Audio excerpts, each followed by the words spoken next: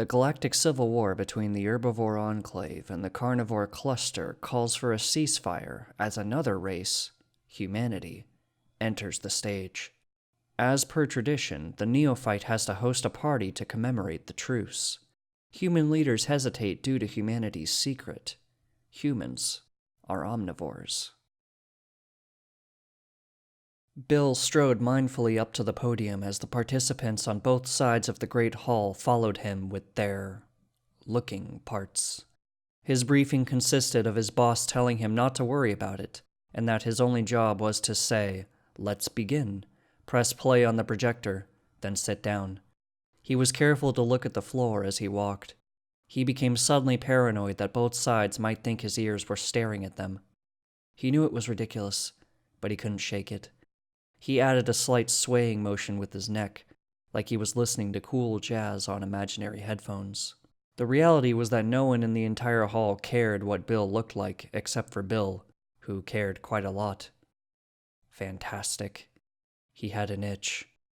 By the time he reached the podium, he was scratching his nose every fourth step, so it looked natural, and sort of hop-scooting while bobbing his head to no particularly identifiable rhythm. Bill was entirely committed to acting natural at this point. At least he was there. Finally. His frown turned into a frown. There was no play button.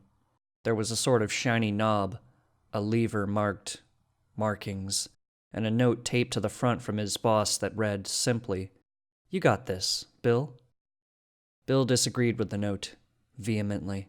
He was suddenly aware it was time to scratch his nose again, so he did. Bill looked out to the crowd and politely cleared his throat to both sides of the audience.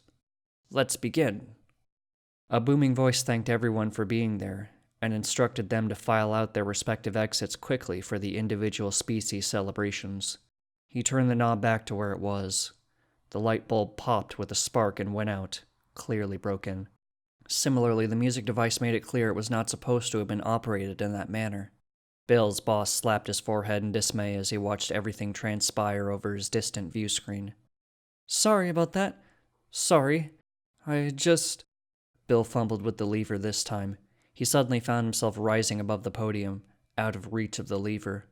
Someone in the audience loudly cleared their part in need of clearing. Someone else shouted a dismissively bored insult that Bill couldn't possibly understand. Both sides of the hall chuckled at it.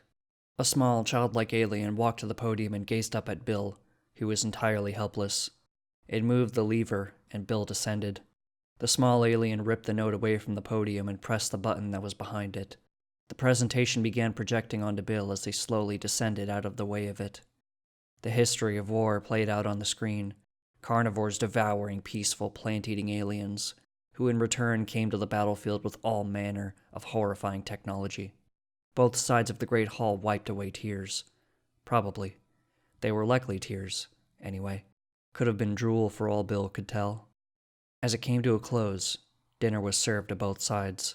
Both sides thanked Bill for being there, and congratulated him on keeping it from being as boring as they'd expected it to turn out. Another human Bill knew as Gary appeared and tugged frantically and helplessly at the knob behind the podium. Both sides commented that they were grateful to have found an ally they could trust to commemorate their truce properly.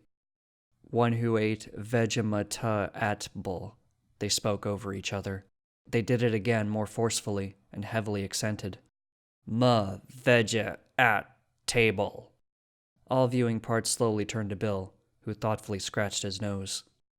After a moment of thought, he carefully stood behind the podium, pushing Gary aside, and pulled the lever again. Bill rose awkwardly into the air above the cold stairs, which was the best he could think to do at the moment.